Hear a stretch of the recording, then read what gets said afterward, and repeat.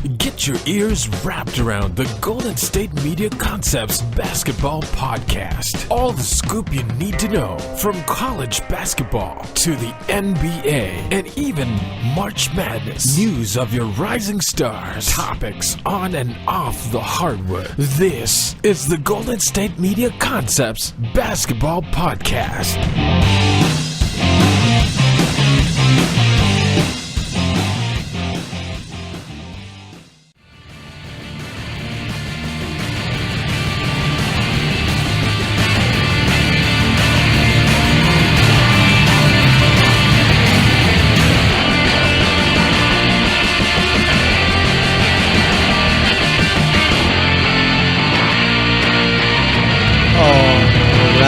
And welcome to the GSMC Basketball Podcast. This episode is brought to you by the GSMC Podcast Network, and I am your host, Jesse Tapia. All right, last show we did was on Monday. Was not able to do one yesterday, given the fact that we were having technical difficulties. Was not able to record, so here we are. That does not affect tomorrow's show. I will still be here tomorrow to talk to you guys. All right. And obviously, with no show yesterday, I was a bit disappointed, given the fact that I could not talk about the Bryan Colangelo news. All right. Probably one of the better storylines I've gotten excited to talk about. I mean, I'm on Twitter on Tuesday night, and I'm just refreshing everything. And it was by far one of the more entertaining moments, I guess, of the NBA as far as the odd stories that have gone on. There's been plenty of odd stories. All right. But nonetheless, we'll be talking about that. We'll be talking about Cavs-Warriors Game 1, talk about the series. I'll give my pick for the series and all. We'll actually talk about that for the first segment. We'll talk about Colangelo for the second. And I figure that the NBA Finals takes precedence over this Colangelo story, right? I would assume so. All right. Then the third segment, we're going to be talking about the Rockets and Celtics, okay? As you've known, over the playoffs, we've talked about the teams who've lost after each round. So we'll do Celtics, Rockets in the third segment. And then for the fourth segment, we're going to talk about anything else going on in the world of basketball, anything that crosses my mind. I could talk about the fact that it's ridiculous that we got to wait about a couple years to find out who the MVP of this season is. I mean, I don't know. All right. So we're going to be doing that. But nonetheless, really can't wait to get into that Bryan Colangelo story.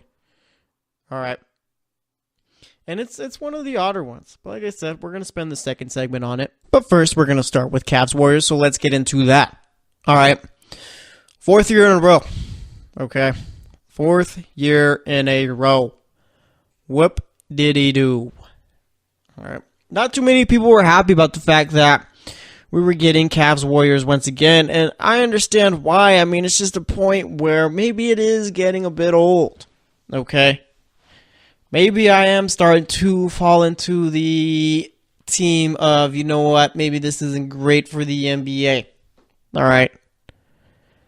But then I realize, then I realize these two teams are probably the two best in the NBA right now, okay? Obviously, we'd say the Rockets are better than the Cavs, but, because of the whole West-East type of thing, we can't have the Rockets-Warriors playing each other in the finals. All right. Boston came close, couldn't get it done. Okay? It just came down to them being too young, and they didn't know how to control those last 7 minutes of Game 7.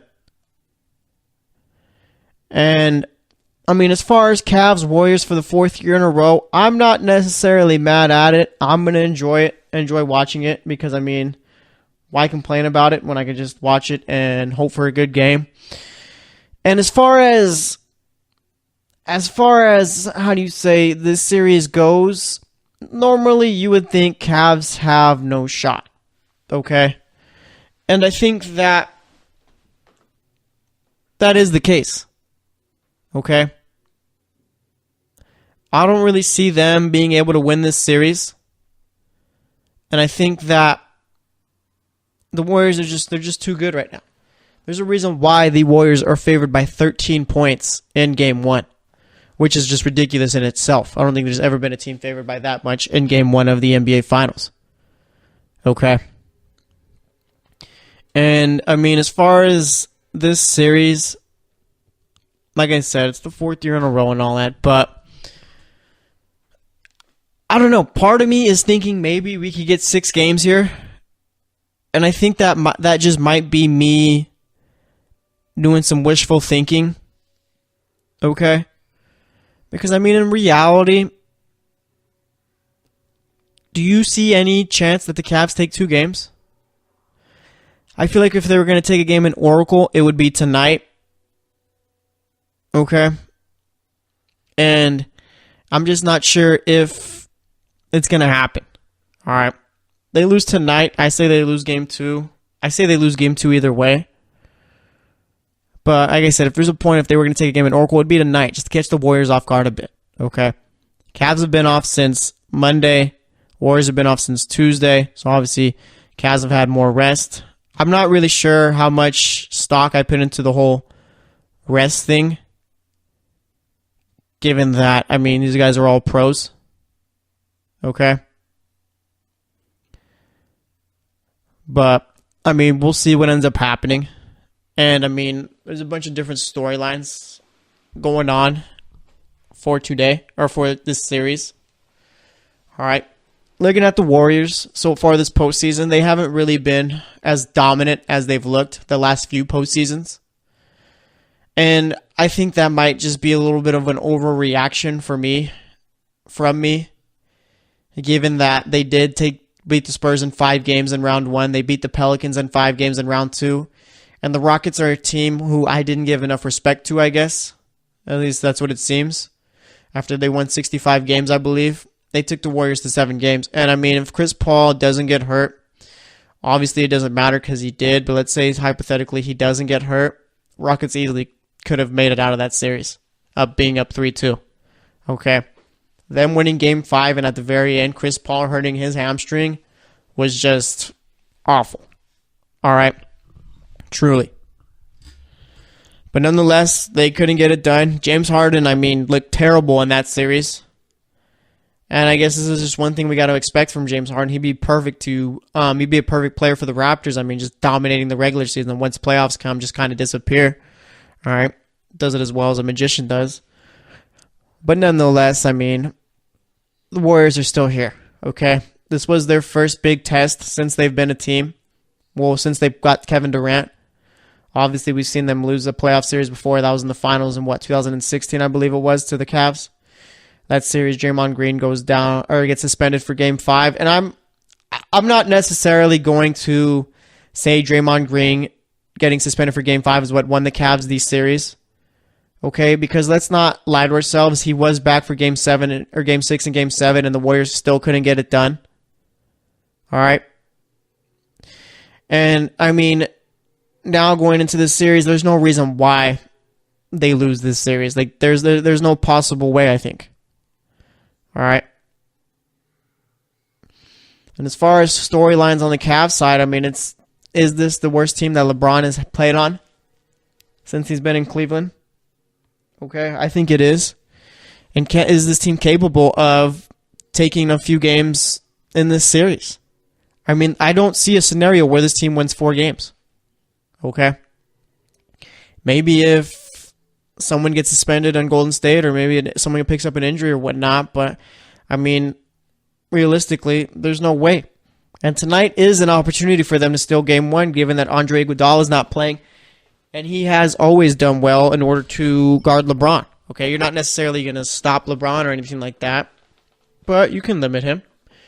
And Iguodala's done well to do that. All right. And I think that this is going to be the final chapter of this rivalry. I don't see LeBron coming back to Cleveland, and even if he does, I don't see them getting back to the finals next year, given that the Sixers are going to be better, and the Celtics are going to be adding Kyrie and Gordon Hayward.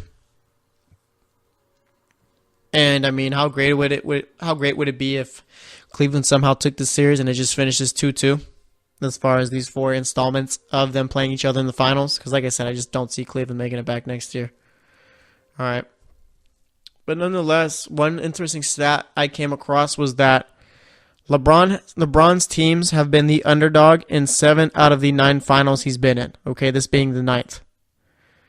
And, I mean, I guess that kind of does explain his finals record a bit. Okay.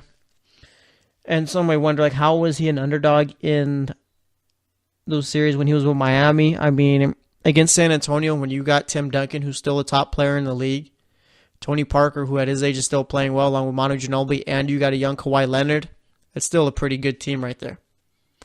All right. And as far as, like, let's say LeBron and the Cavs lose this series, does this hurt LeBron's legacy? I don't think so. I mean, there's no one on this earth expecting the Cavs to win this series other than Cavs fans, and they technically don't count, given that, I mean, they have no choice other than to believe. All right. And speaking about the Cavs, I mean, what's the plan for next season if LeBron leaves? You going to bring back Ty Lue? I think if LeBron is gone, it's pretty much just a full-on rebuild. Just hit the restart button and go from there. Maybe even bring in Sam Hinkie to get the process started over there. All right. But like I said, I mean, the discussion of this series before the series started has been what's more likely, a 6-game series or a sweep. I'd say, I guess a 6-game series, because I do think Cleveland is definitely going to take one game in this series. But nonetheless, I would not be surprised at a sweep, and the Warriors probably should sweep. Okay. The Warriors are that much better than the Cavs, and it's just a point where I'm not sure exactly if LeBron is going to be able to do everything for this Cavs team in order to keep him in the series. I mean, we did see him back in 2014-2015 season take 2 games against the Warriors with Kyrie Irving and Kevin Love out. But it's just a point where I don't think he's going to be able to do it this season or this series. All right. So, I mean, my prediction for this series is Warriors in 5. I do think that the Cavs are going to take 1. If they end up winning tonight, then I'd say it's probably Warriors in 6, but I'm going to stick with Warriors in 5. So that's all I got to say about that. We're going to wrap it up here. Next up, we're going to be moving on to Bryan Colangelo. So stay tuned for that, and I will be right back. Are you looking for the very best NFL and college football podcast? Then check out the GSMC Football Podcast. Get the latest football news both on and off the field. From the NFL Draft to trades to the rumor mill to the NFL Combines. They got you covered. That's GSMCpodcast.com/football-podcast. Get updates on college rivalries, game day insights, and much, much more. It's football talk the way you want it. This show eats, sleeps, and breathes football. Don't forget to like them on Facebook and follow them on Twitter. Visit GSMCpodcast.com for more info.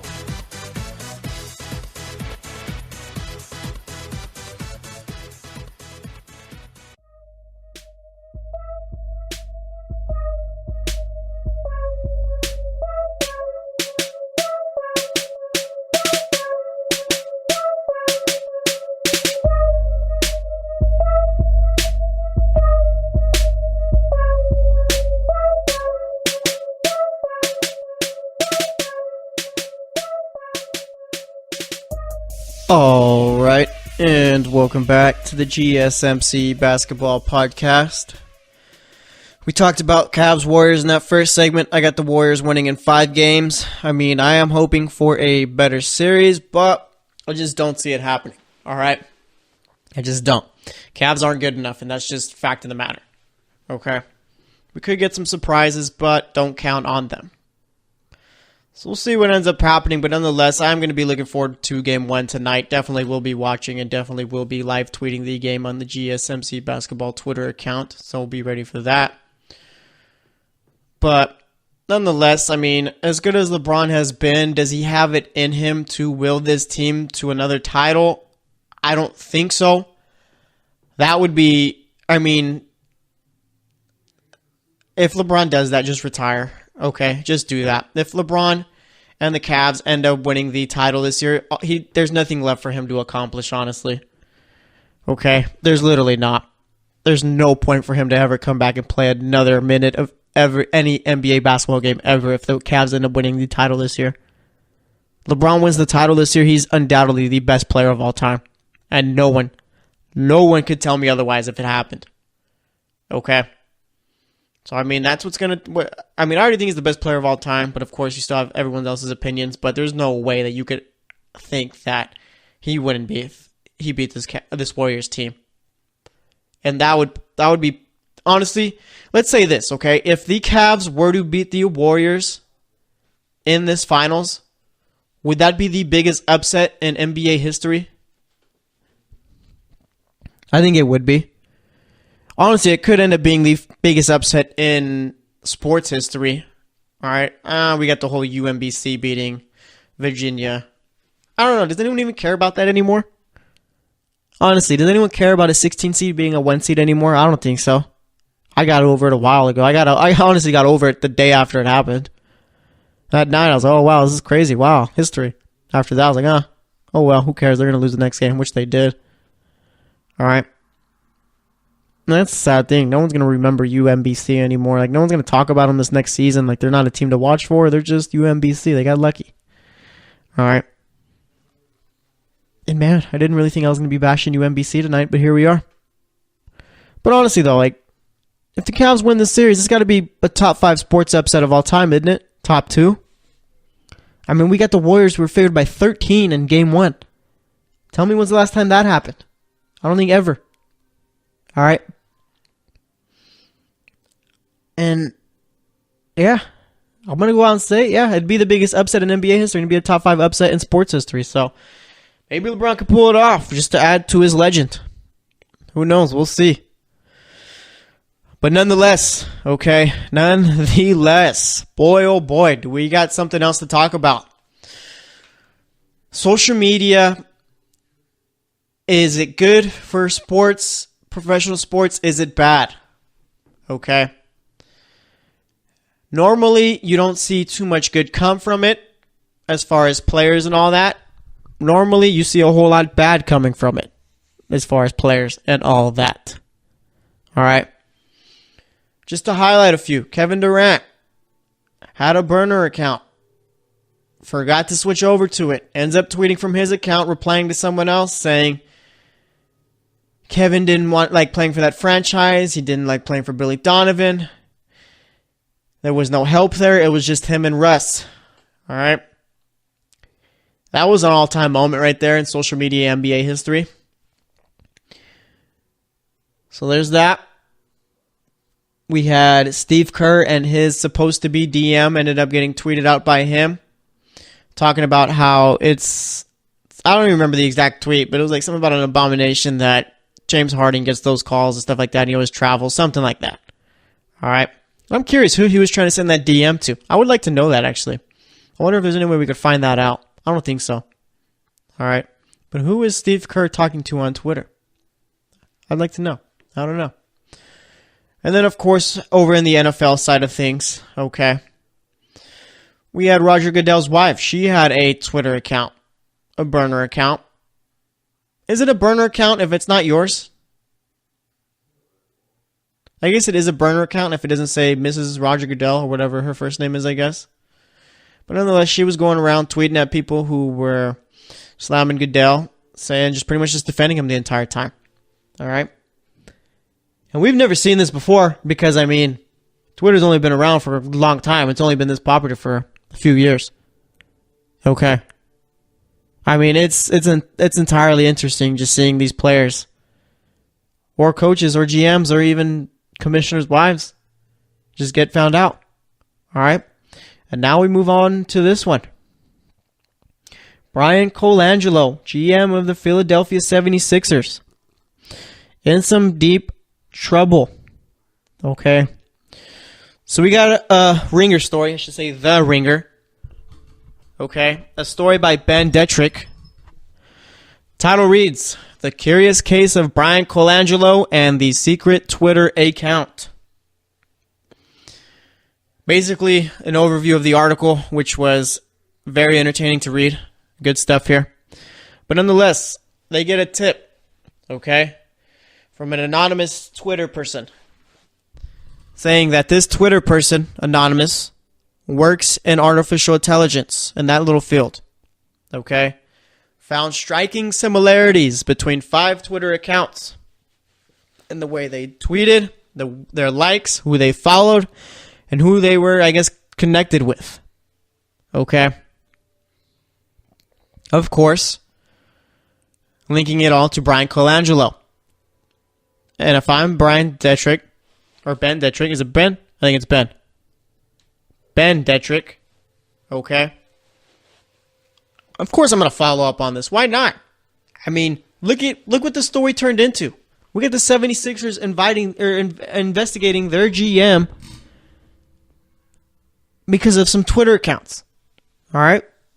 But nonetheless, let's get into a little overview of the article, okay? So yeah, like I said, he gets the tip and all that, follows through on it, searches the Twitter accounts. He's follows one account on a burner account of Detrick's, I guess it is. So Detrick makes another Twitter account to follow it.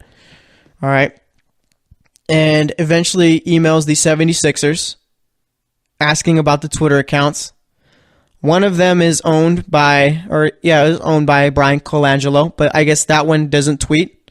That one is just more so used to follow up on news, see what's going on and all that. Okay. And the other 4 denied knowledge of them, did not own them, said it was disturbing and all that, but nonetheless denied it. Okay. Shortly after, 3 of those accounts go on protected mode. Okay. A bit of a coincidence. Detrick emails the 76ers once again asking who they talked to about it. They say only Bryan Colangelo. Only one person. You're telling me that in the same day, Sixers get these emails, Colangelo's the only one that knows about it, and somehow, by some coincidence, those three of those Twitter accounts go in protected mode? All right, that's already 2 coincidences. All right. And basically, getting into the Twitter accounts themselves, they were basically just tweets questioning Joel Embiid and his injury and all that. Tweets defending Bryan Colangelo. A couple of tweets took a dig at, I think his name is Masai Ujiri, the team president of the Toronto Raptors. I always have trouble pronouncing his name. Okay. One pretty much talking about the trade that the Sixers ended up doing in the draft, pretty much telegraphing it is what the article says. It says there's 4 bullet points in this article. Okay? And again, please credit Ben Detrick. One bullet point says the Twitter accounts criticize NBA players, including Joel Embiid, Jahlil Okafor, Nerlens Noel. Second bullet point says publicly debate the decisions of his own coaching staff, as well as critique former Sixers general manager Sam Hinkie and Toronto Raptors president Masai Ujiri. Third bullet point says telegraph the 2017 trade in which the Sixers acquired the number 1 overall pick that would become Markelle Fultz. And the fourth bullet point says disclose non-public medical information about Okafor and gossip about Embiid and Fultz to members of the national and Philadelphia media. Okay. Obviously not great. All right. Not great at all. Especially considering the fact that they're letting out team-sensitive medical information out to the public. Okay, I'm looking at one of the tweets right now. Keith Pompey, Sixers writer, his tweet, February 15, 2017, hashtag Sixers Jahlil Okafor on past couple of day, period. I think that was a typo. Quotes, it was just a weird situation, ... Eric Jr., one of the Twitter accounts, comes, and the @ for the Twitter account is ALVIC 40117560. It tweets back to Keith Pompey. Ask Ja, being Jahlil Okafor, if he passed other team physical, ? He will not say not to lose other chance, period, but I bet the farm it's what happened, period. Obviously, the English on this Twitter account wasn't great, but nonetheless, there was no, it wasn't public information about a different failed physical, like a failed physical, as far as a deal that was supposed to go through where they'd be sending Jahlil Okafor away. Okay. Let's see if I can find some other tweets from this account. I think it's got a whole bunch of them, too. There's one that defends Bryan Colangelo's collar.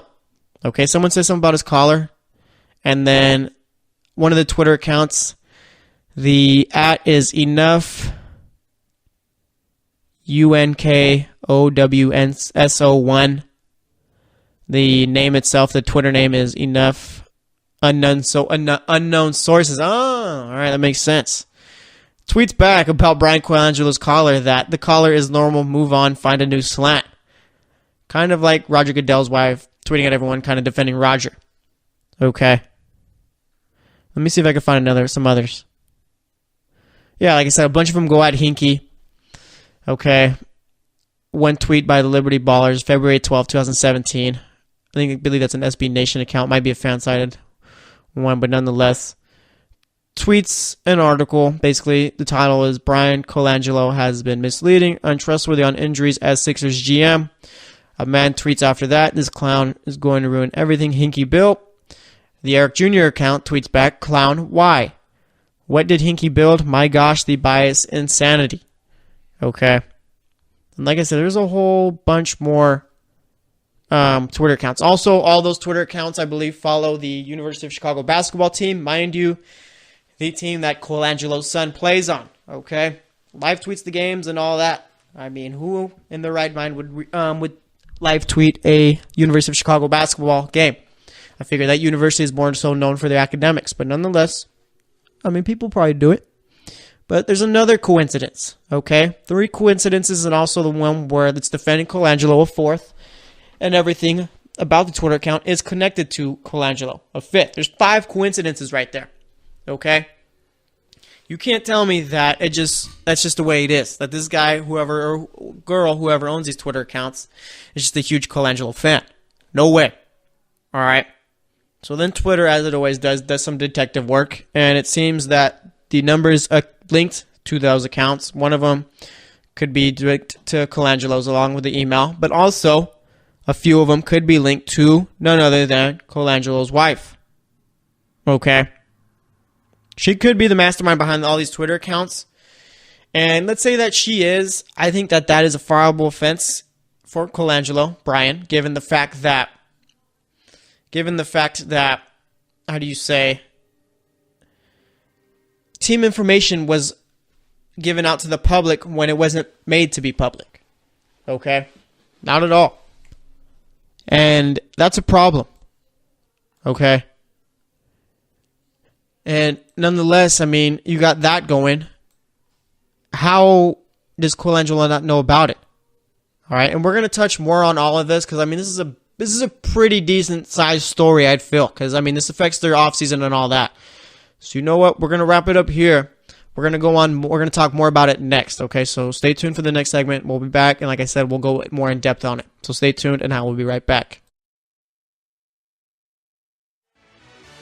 Check out the show that's built on the MMA. From the UFC to extreme cage fighting, they got the fights covered. Check out the GSMC MMA podcast. Get the latest news on past or upcoming fights. Join us as we talk to and about some of the biggest names in the MMA, past, present, and future. When it's the fight game, there's just one show to check out. GSMCpodcast.com/MMA-podcast. Don't forget to like them on Facebook and follow them on Twitter. Visit GSMCpodcast.com for more info.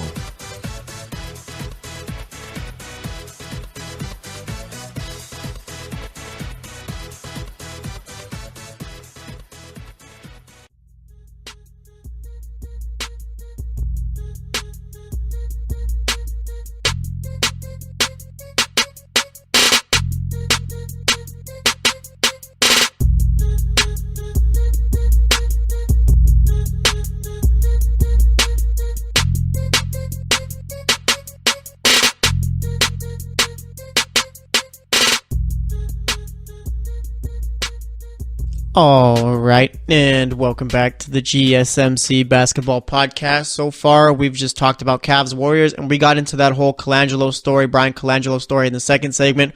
We're going to continue on it. Basically, what we covered in that second segment, what I covered in that second segment was basically just the beginning of this whole story, all right? How Ben Detrick of The Ringer found out. He got tipped off by someone who, I guess, works in the field of artificial intelligence and all that, kind of linked him all to Colangelo.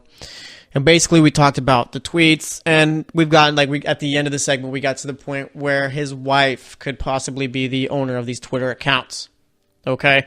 And I'm going through the article still, looking at a bunch of different tweets. And again, it's all just stuff attacking Hinkie, basically the bullet points I talked about. Okay? And it's basically just a Bryan Colangelo fan account. Okay? And I think there was one tweet too. I'm trying to find it where the Twitter account, someone asks, hey, Bryan, is this you? As a joke, I think it was. And then the Twitter account tweets back, no, but I have met him before, and he's a fine man or something like that. And I'm trying to find that tweet. And I mean, if the Twitter account says he's met him before, then it has to be Colangelo or his wife. All right? See, I'm looking at him, there's a bunch of tweets attacking Noel. It's honestly one of the weirder stories in basketball. All right? Like I said, when Joel Embiid went to a concert when he was injured, okay, there's tweets about Joel Embiid. One's from the Eric Jr. account says, I completely agree. The silly dance create the pandemonium that will now prevent him to play in the All-Star game. Lesson. Another one, but JoJo will always have those 3 minutes on Meek's stage. Another one, too bad that Embiid danced like a fool and the whole disaster happened. Next time, he will think twice before mocking his team. All right? And this is just all just insane. All right? Let me see. I'm trying to find that one tweet, though, where it talks about him knowing Colangelo. And I don't think I'm going to be able to find it. But nonetheless, there's one. Oh, yeah, there's one right here. Not about that, but there's one Sixers fan account, early season take. I'm warming on TLC, probably Timothy Luau Carbo, and cooling on Dario. One of the 5 Twitter accounts tweets, love Rocco, talking about Robert Covington. Fan account tweets, that one's obvious. And then the Twitter account, enough known sources, tweets back, fight a medium-sized louder. I would love to knock some sense into Joel's head right now. He's playing like a toddler having tantrums. I mean, this is all just insane. All right. And there's one, too, about Markelle Fultz. Let's see. Let me go through that exchange. Derek Bodner, NBA writer. Markelle Fultz this is a tweet. Markelle Fultz is, quote, no longer experiencing soreness in his right shoulder, and this scapular muscle imbalance is resolved, quote, end quote.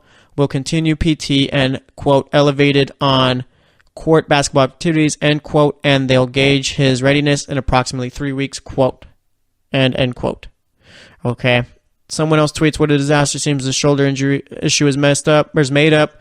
Fultz forgot how to shoot and can't get it back. No other explanation for this. BC, Bryan Colangelo, may be a terrible communicator, but it's not his fault. Fultz is broken. Someone else tweets back, you are so wrong about this. BC, being Bryan Colangelo, has a terrible track record with handling injuries and forced Fultz into playing hurt. Fultz was dealing with pain. If he changed his shot, he would have been more open to taking jumpers. In the limited time he's played, doesn't want to feel pain. Still balling, which is another Twitter account of the 5 included. So far we've talked about the enough unknown sources one, the Eric Jr. one, and the still balling one. One of them does belong to Bryan Colangelo, but that one doesn't tweet. The still balling one tweets in this conversation, nope. The so-called mentor talking about Fultz's tried to force him to change the shot. Tapes have surfaced of the guy making Markelle shooting while sitting on a chair, while on his back on the floor, etc. The guy denies it, as doesn't want to say why was forced out of kid's life, why nobody reports this. Okay, that's information that was never reported.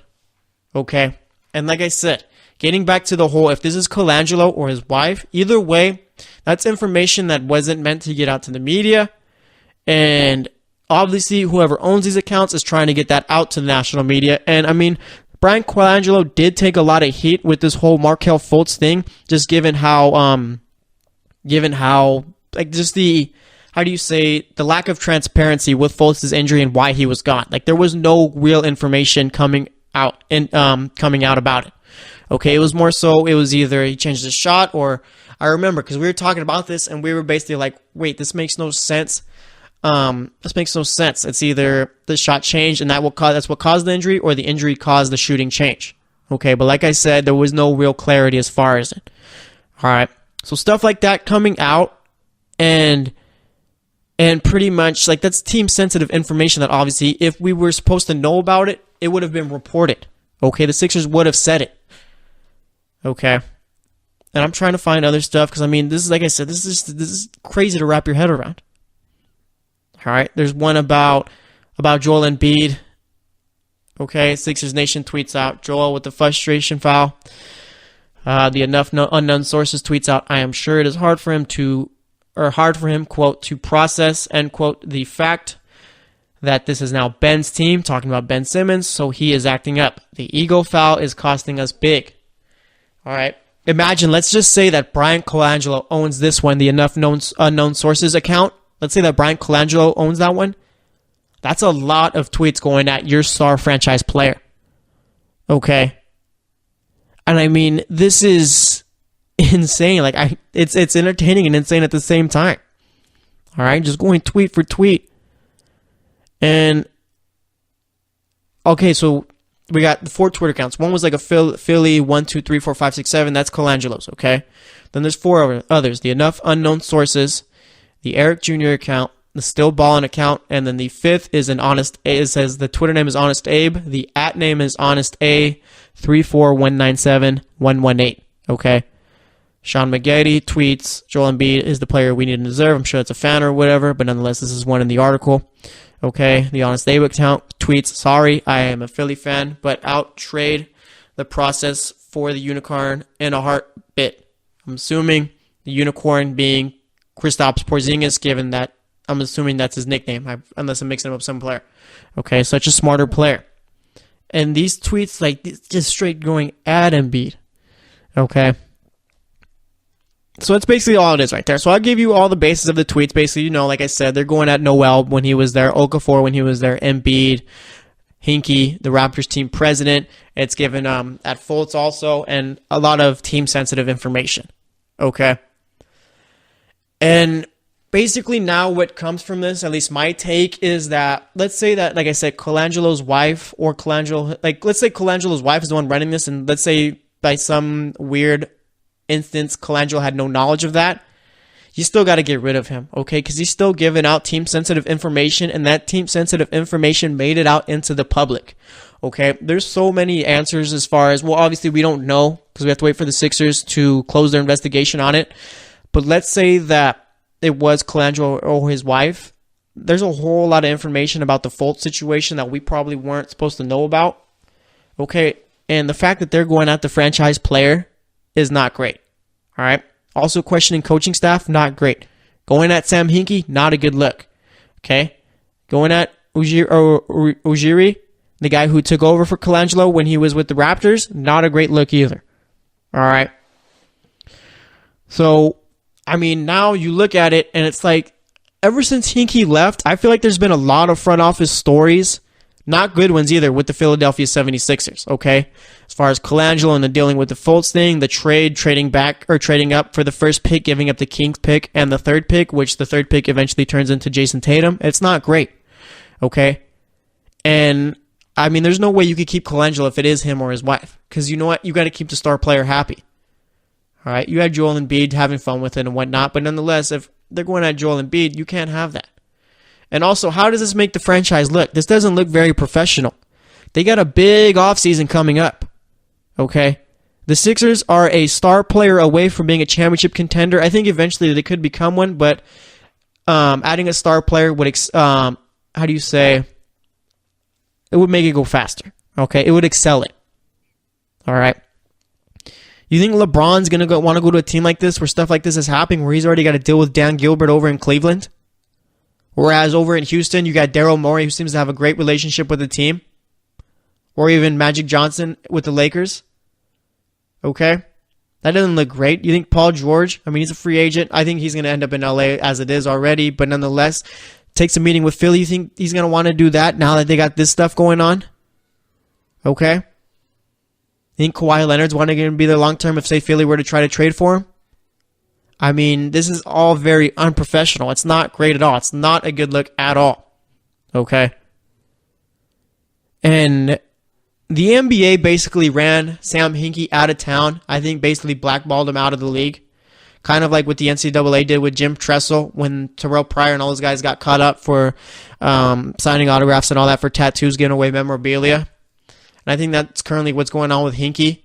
And I understand that the whole Hinkie process thing, it looked ugly from the start. I mean, you had me at point guard. You basically could have had me at point guard and a bunch of other random dudes out there playing for that team. But nonetheless, it's something that worked, and I think Sam Hinkie was fairly pushed out by the NBA. I mean, you had Bryan Colangelo, and nothing has been going good. The only reason why the Sixers have been so good is because the players that Hinkie drafted. Okay? That's literally why. This is Hinkie's team going right here. Fultz, I think, is Colangelo's only pick. All right? So, we'll see what ends up coming from this. Like I said, this is probably the oddest story of the season in the NBA. But nonetheless, something's gotta happen with this, okay? There's way too many coincidences for this to just be a coincidence, okay? And it's not Colangelo anywhere near him. Way too many. All right? So that's all I got to say about this whole situation. It's still ongoing. Like I said, the Sixers still doing their investigation. So whenever I learn more, there's any more updates, we'll talk about it on the show. I mean, we spent 2 segments on this. Very fun 2 segments, though, for me.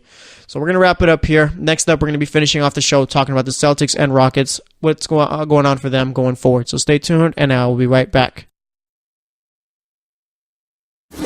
Check out the show built around the women of MMA. From the UFC to the extreme cage fighting, we got the fights covered. Listen. It's the Golden State Media Concepts Women's MMA Podcast. The latest news of upcoming fights, discussions of previous matches. Join us as we talk to and about the biggest names in women's mixed martial arts, past, present, and future.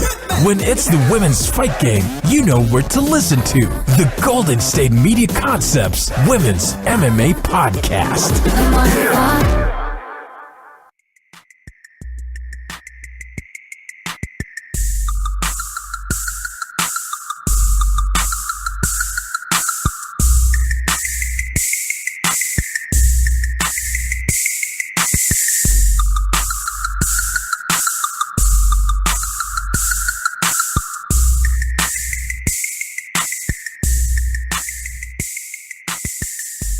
All right, and welcome back to the GSMC Basketball Podcast. This might be one of my top favorite episodes that I've done so far since I've taken over the podcast, or since I've been put in as the host. All right, I think this might be an all-time one for me. Talking about Game 1 of the NBA Finals, previewing that, and then spending 2 segments on the Colangelo story. I mean, this is one of the funner ones I've done. I mean, it's entertaining. All right. And that's what's so great. I mean, as far as being, I wouldn't consider myself a guy in media just yet. All right. So I'm still starting out and all that. But nonetheless, I mean, this is what I'm looking forward to. All right. Stories like this, just have fun with it. But nonetheless, that's what we talked about so far. I mean, honestly, did not think that I'd be talking about Bryan Colangelo and a bunch of burner Twitter accounts going at players, coaches, and all that. But nonetheless, here we are. We spent 2 segments on it. All right. But in all seriousness, this is not a good look for the 76ers. This is honestly embarrassing. There's so many different things at play here. Okay. Let's not forget that the Ringer put out a story where only one of the Twitter accounts were confirmed to be Bryan Colangelo's. Let's say that the Sixers do some investigation and they know for a fact that it wasn't Colangelo or anyone close to Colangelo, then the Ringer has a lot of explaining to do. The fact that they put out a story like this and it's gotten so much traction. Okay, this isn't something that really leaves you. This is going to stick with Colangelo for a while. Actually, for forever, honestly. I mean, I still go on Twitter and there's still jokes being made and stuff like that being talked about as far as KD's burner accounts. Okay? Still. This isn't going to leave Bryan Colangelo. This is going to be one where when you think of Bryan Colangelo, you think of this story. So I really hope the Ringer ended up getting it right. Otherwise, whoever decided, let's put this story out, really messed up. Whether that's Bill Simmons or whoever else they have there. All right. But we're going to have to wait and see, I guess. So, like I said, so far we talked Cavs Warriors game 1. I got the Warriors winning in 5, and then we spent the last 2 segments talking about the whole Bryan Colangelo story. Now let's talk about the Celtics and Rockets a bit before we close out, okay? The Rockets, I want to start off with them. I want to give an apology, okay, to the fans, the organization, and all that. I know none of you care about my apology, but yeah, I was wrong about the Rockets. I understand that they lost to the Warriors in the Western Conference Finals, which I did think would happen, but I did not think that the Rockets at any point in the series would go up 3-2, and I did not think the series would go 7 games. Okay, I'm under the impression, obviously we'll never know, but if Chris Paul doesn't get hurt, I think the Rockets win that series. Okay, the Warriors look vulnerable in that series at many times. All right, and like I said, I just didn't believe enough in the Rockets. I guess that the way that they run their offense, it can work. Okay, even if they don't have a plan B, it can work. All right. So I mean, they had a great season. Really, they came close, and it's not even on D'Antoni. It's not on Chris Paul. It's on James Harden. Honestly, okay, I understand if you have Chris Paul out there, they probably win the series. But when you got James Harden shooting less than 30% from 3. I mean, that's supposed to be the MVP of the league right there. And he just doesn't show up. That's a problem. Okay? And I'm not going to go out and say, oh yeah, they need to trade James Harden or whatever, because that's just absurd. All right? But nonetheless, I mean, the Rockets very well could have won Game 6 or Game 7 if James Harden just plays well. All right? But nonetheless, they ended up losing. Like I said, I was wrong about them. Even though they did lose in the Western Conference Finals, I was wrong. Okay, going forward, I think that this puts them in an even better position to sign LeBron. Obviously, you got to get rid of that Ryan Anderson contract, which they probably will find a way to. Okay, but if I'm LeBron, I'm looking at this Rockets team, okay, and if I'm LeBron too, my goal is to beat the Warriors, okay? And I think if you go to Philly, which I'm not even sure is going to happen, given the fact of everything that's gone on the last couple of days with Bryan Colangelo, but if let's say I'm deciding between the Lakers, Philly, and Houston, okay? I'm looking over at Philly. Front office has been a mess, and plus, I don't even think with me and Ben Simmons and Embiid, we can beat the Warriors. Okay, it'd still be tough getting past the Celtics with Kyrie and Gordon Hayward added to that team.